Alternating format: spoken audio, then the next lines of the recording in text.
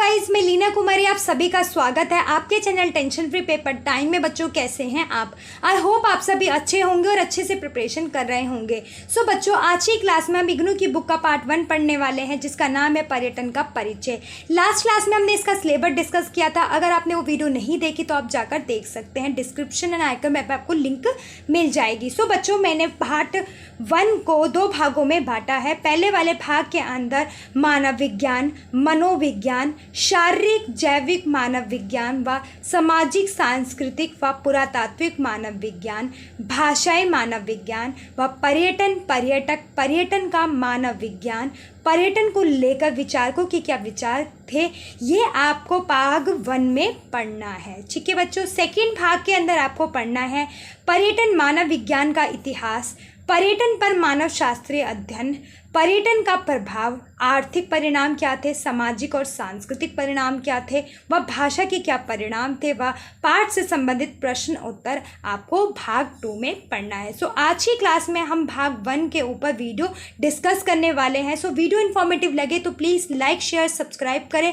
ऐसी ही informative videos channel पे आपको मिलती रहती है। सो मानव विज्ञान क्या है बच्चों? मानव विज्ञान एक समग्र अध्ययन है, क्योंकि यह सांस्कृतिक, जीव विज्ञान, इतिहास और पर्यावरण के विभिन्न कोणों से मानव के अस्तित्व को समझने की कोशिश करता है, और यह प्रक्रिया मानव विज्ञान कहलाती है। बच्चों, कहने का तात्पर्य यह है कि मानव क्या है? मानव एक मनुष्य है, और विज्ञान क्या है? आज की टेक्नोलॉजी। तो मनुष्य से जुड़ी जितनी भी चीज़ें हैं, चाहे वो रहन सहन हो, कब उसकी उत्पत्ति हुई हो, कैसे की, क्यों की, वह उसने कैसे बोलना सीखा, लिखना पढ़ना सीखा, कैसे उसका जो खान पीन था वो कैसे था, कैसे गुफाओं में उसने अपने आप को सुरक्षित रखा, सारी तमाम चीज़ें, मनुष्य से जुड़ी चीज़ों का अध्ययन करना हमारा मानव विज्ञान कहलाता है। और इस प्रकार से हम एक उदाहरण से समझ सकते हैं कि मानव किस प्रकार के संस्कृति, कैसे रीति रिवाज, कैसा खान पीन व किस प्रकार से उसका इतिहास रहा है, किस प्रकार से वो पर्यावरण के अंदर अपनी प्रतिक्रिया करता है, उन सभी का अध्ययन हमें क्या कहलाता है? मानव विज्ञान बच्चों कहलाता है। ठीक है, नेक्स्ट है मनोविज्ञान। वह विज्ञान या शास्त्र जिसमें मानव के मन की विभिन्न अवस्थाएं और क्रियाओं का तथा उसके अनुभवों का अध्ययन किया जाता है, वह क्रिया मनोविज्ञान कहलाती है। बच्चों, मानव के अंदर भी बहुत सारी अवस्थाएं होती है मन के अंदर, जैसे उसे किस बात पे हंसी आ रही है, उसकी वो प्रक्रिया किस प्रकार से प्रभावित करती है अन्य लोगों को भी और खुद के मन को भी। ठीक है, उस प्रकार से वो किस लोगों से बोलना चाहता है, किससे नहीं बोलना चाहता, किससे दुखी है, किन चीज़ों से दुखी है, किससे पर उसे क्रोध आ रहा है। तो उन सभी चीज़ों का अध्ययन करना कि मानव का उसके खुद के मन के ऊपर और उसकी जो प्रतिक्रिया होती है खुद के ऊपर भी और अन्य लोगों के सामने,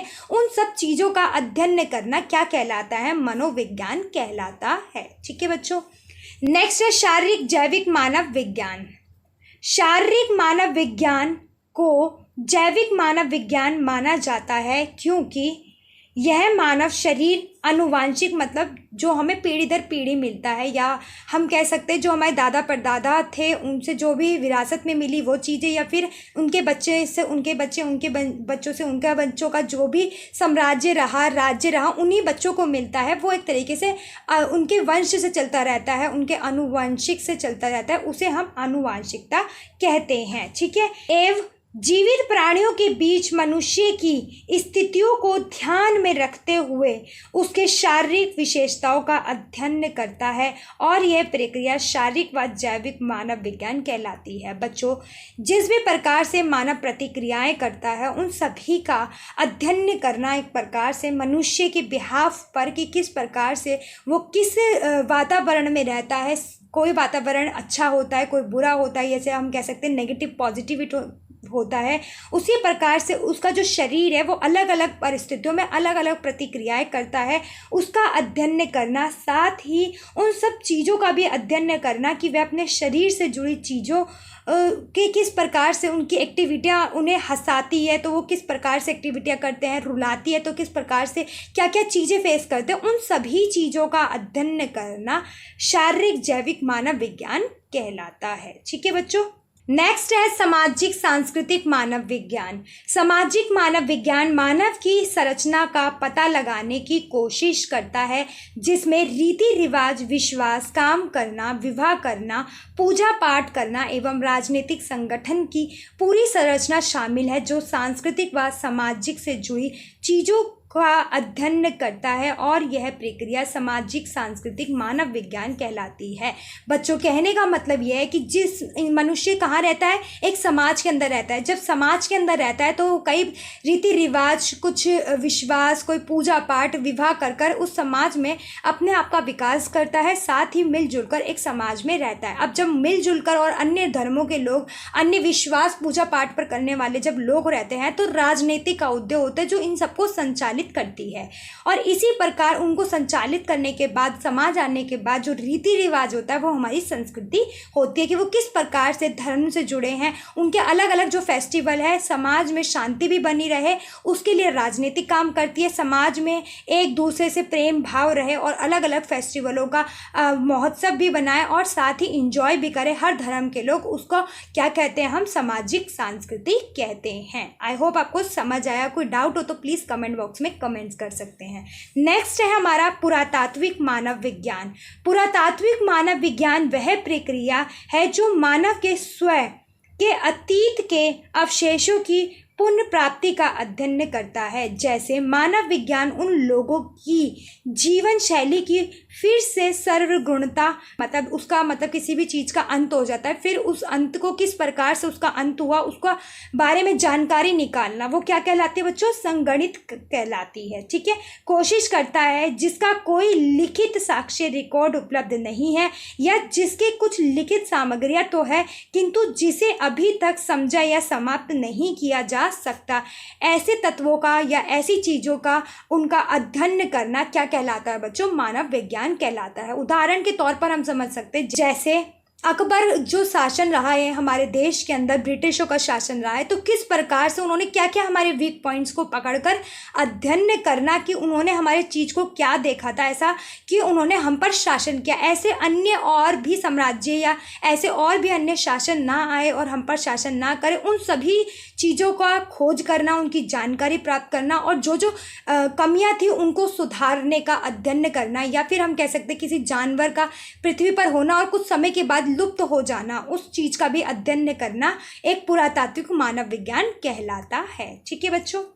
नेक्स्ट है भाषाई मानव विज्ञान। भाषाई मानव विज्ञान की वह एक शाखा है जो मानव भाषाओं का अध्ययन करता है। इतिहास से लेकर अब तक की भाषा का अध्ययन भाषाई मानव विज्ञान कहलाता है। साथ ही भाषाई मानव विज्ञान न केवल लिखित भाषाओं का अध्ययन करते हैं बल्कि वह अलिखित भाषाओं के माध्यम से संस्कृतियों को समझने की कोशिश भी करते हैं। बच्चों, हमारे विश्व के अंदर लाखों हजारों भाषाएं बोली जाती है। ठीक है, जैसे उर्दू हो गई, चाइना हो गई, जापान हो गई, तो अपने अपने देशों की अपनी अपनी भाषाएं होती है, उसका तो अध्ययन करना ही करना। साथ में जो भाषाएं अभी लिखित नहीं है उनकी समझकर उनके संस्कृतियों का, उनके इतिहास का जो कि किस प्रकार से वह अपनी बातों को बयां करते थे, किस भाषा में बयां करते, उन सभी का अध्ययन करना भाषाई मानव विज्ञान कहलाता है। ठीक है बच्चों। नेक्स्ट है पर्यटन। पर्यटन पूरे चैप्टर के अंदर आपका बहुत बड़ा रोल निभाता है बच्चों। कि पर्यटन क्या है? पर्यटन एक प्रकार से यात्रा है। वो किस प्रकार से? जैसे पर्यटन एक प्रकार से यात्रा है जो आराम करने, मनोरंजन करने, ज्ञान प्राप्त करने व खाली समय का आनंद उठाने के उद्देश्य से की जाने वाली यात्रा पर्यटन कहलाती है। बच्चों, जब भी हम छुट्टियाँ होती है या फिर स्कूल से पढ़े या फिर कॉलेज से पढ़े या फिर हमारा कुछ करने का मन नहीं करता, तो हम एक जगह से दूसरी जगह जब जाते हैं मनोरंजन के उत्सुक से या कोई चीज़ से प्रभावित होकर यात्रा करते हैं, उस यात्रा को हम पर्यटन कहते हैं। ठीक है बच्चों। नेक्स्ट है पर्यटक। पर्यटक वह व्यक्ति है जो जानकारी हासिल करने तथा मनोरंजन करने के लिए यात्रा करता है ताकि दूसरे व्यक्तियों की अपनी यात्रा का वर्णन दे सके। बच्चों, जब भी एक पर्यटन और पर्यटक एक ही सिक्के के दो पहलू हैं। अगर कोई यात्रा कर रहा है तो कोई व्यक्ति होगा, तो इसीलिए इसे एक सिक्के के दो पहलू कहे तो गलत नहीं होगा। तो पर्यटक क्या है? एक व्यक्ति है, और पर्यटन क्या है? एक यात्रा है। जब भी कोई यात्रा की जाती है तो किसी के द्वारा की जाती है और उस व्यक्ति को हम पर्यटक कहते हैं। और यह पर्यटक कई प्रकार के हो सकते हैं, वहाँ पर जानकारी हासिल करने के लिए जाते हैं या फिर कुछ समय के लिए घूमकर वापस आ जाते हैं। इस प्रकार से पर्यटक वह यात्रा करने वाला व्यक्ति कहलाता है। ठीक है बच्चों, नेक्स्ट है पर्यटन मानव विज्ञान। पर्यटन हमने समझा कि एक यात्रा है, मानव विज्ञान हमने समझा कि मानव का अध्ययन करना मानव विज्ञान कहलाता है। अब किस प्रकार से पर्यटन और मानव विज्ञान एक साथ जुड़ जाता है, तो क्या प्रतिक्रियाएं करता है या फिर उससे क्या प्रभाव पड़ता है, वो सब हम समझते हैं। एक विशेष स्थान के आर्थिक, सामाजिक, सांस्कृतिक जीवन के साथ पर्यटन से संबंधित सभी गतिविधियों का अध्ययन करता है। साथ ही पर्यटन मनोविज्ञान यह भी अध्ययन करता है कि पर्यटन और पर्यटक दोनों की सांस्कृतिक को कैसे प्रभावित करता है, जिसे आमतौर पर पर्यटन उद्योग और पर्यटन मानव विज्ञान में अतिथि के रूप में जाना जाता है। बच्चों, कहने का तात्पर्य ये है कि जो पर्यटन है उसके अंदर जब यात्रा करने पर्यटक आता है तो वो किस प्रकार से मानव का अध्ययन करता है। जितनी भी चीज़ें जुड़ी है, चाहे वो सामाजिक से जुड़ी हो, आर्थिक जुड़ी हो, मानव से जो जो चीज़ें जुड़ी हैं वो प्रभावित भी होती है। जब पर्यटक उन सब चीज़ों से प्रभावित होता है तो कहीं ना कहीं देश का विकास होता है, देश में हलचल होती है एक तरीके से डेवलपमेंट की, ठीक है, या फिर उन चीज़ों में परिवर्तन की। तो जिस प्रकार से पर्यटक हमारे देश के अंदर आता है तो उससे आर्थिक स्थिति मजबूत होती है। जब वो उसकी अपनी एक वेशभूषा होती है, उसकी अपनी एक लैंग्वेज होती है,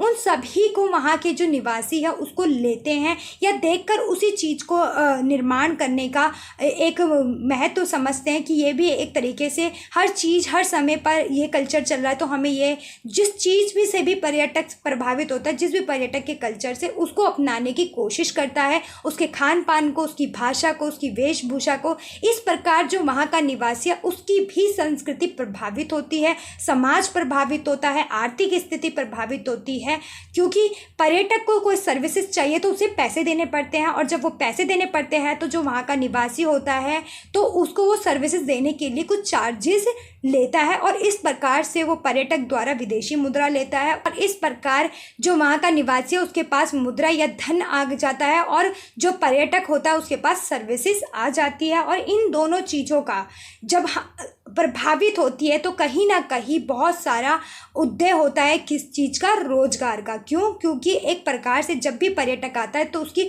हर समय के अकॉर्डिंग, हर पर्यटन स्थल के अकॉर्डिंग अलग अलग प्राथमिक आवश्यकताएं होती है। जैसे गोवा की अलग होगी, दक्षिण अफ्रीका की अलग होगी, और मनाली की अलग होगी, स्विट्ज़रलैंड की अलग होगी। तो सब जगह की एक पर्यटन स्थल की अलग अलग यात्राएं होती है, अलग अलग प्राथमिक आवश्यकताएं होती है। जब प्राथमिक आवश्यकताएं अलग होती हैं बच्चों, तो उन सभी की जो ज़रूरतें होंगी वो भी अलग होगी। तो उस प्रकार से वहाँ पर उद्योग उत्पन्न होता है जहाँ पे भी पर्यटन स्थल जाता है। जब उद्योग उत्पन्न होता है तो रोज़गार मिलता है वहाँ के निवासियों को, जिससे वो अपने समाज की को आर्थिक स्थिति तो प्रदान करता है विदेशी मुद्रा के रूप में, साथ ही वो अपने घर को भी और अच्छे से डेवलप करने की कोशिश करता है। और इस प्रकार से इन तीनों चीज़ों का किस प्रकार से उद्योग उत्पन्न हो रहा है मानव विज्ञान के अध्ययन कर कर और पर्यटन तक पहुंचने के बाद उस प्रक्रिया का अध्ययन करना हमारा पर्यटन मानव विज्ञान कहलाता है। ठीक है बच्चों, अभी तक हमने समझा कि किस प्रकार से भौतिक चीज़ें, सामाजिक चीज़ें, सांस्कृतिक चीज़ें और अन्य पहलू जो मानव से जुड़ा होता है उसका अध्ययन करना ही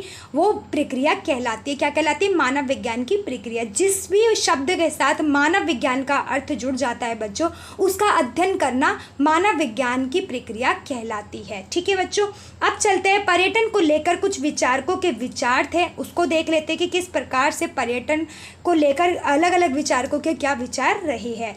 जे जाफिर जी का मानना है कि पर्यटन को मनुष्य के अपने सामान्य निवास स्थान से दूर उद्योग के अध्ययन के रूप में परिभाषित किया है।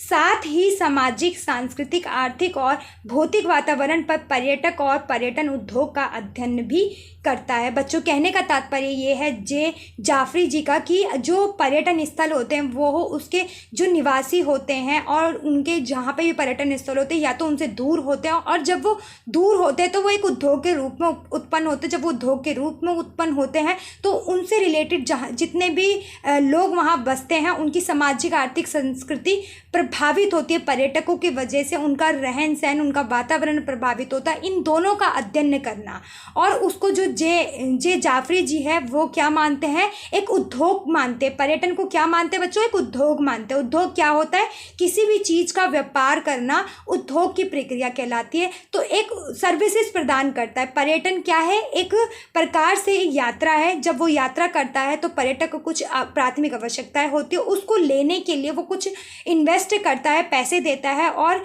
जो पर्यटक होता है उसे सर्विसेज मिल जाती है, और जो पर्यटन या फिर हम कह सकते हैं वहाँ के व्यावसायिक लोग होते हैं उनको पैसे मिल जाते हैं। और इस प्रकार से जो व्यवसाय या फिर हम कह सकते हैं पैसों की लेन देन की प्रक्रिया उद्योग के रूप में परिवर्तित हो जाती है, और इसका अध्ययन करना ही पर्यटन मानव विज्ञान कहलाता है। ठीक है बच्चों, नेक्स्ट है मैथीसन। कहते हैं मैथीसन व वाल पर्यटन को एक घटना के रूप में वर्णन करते हैं कि मैथीसन व वाल जी कहते हैं कि पर्यटन जो है वो एक घटना है। यह कहीं पे भी जहाँ पे भी पर्यटक जाएगा अपनी इच्छा के अनुसार वो एक उसकी प्राथमिक आवश्यकता को पूर्ण कर देता है। वो उसके लिए एक घटना या फिर एक रिमेंबर वाली मेमोरी हो जाती है। ठीक है बच्चों, जिस प्रकार से अच्छी मेमोरी होती है, कुछ बुरी होती है, तो वो एक घटना के अंतर्गत आ जाती है। इस प्रकार से पर्यटन भी एक घटना मानते हैं। कौन मानते हैं, मैथीसन। ठीक है बच्चों, नेक्स्ट है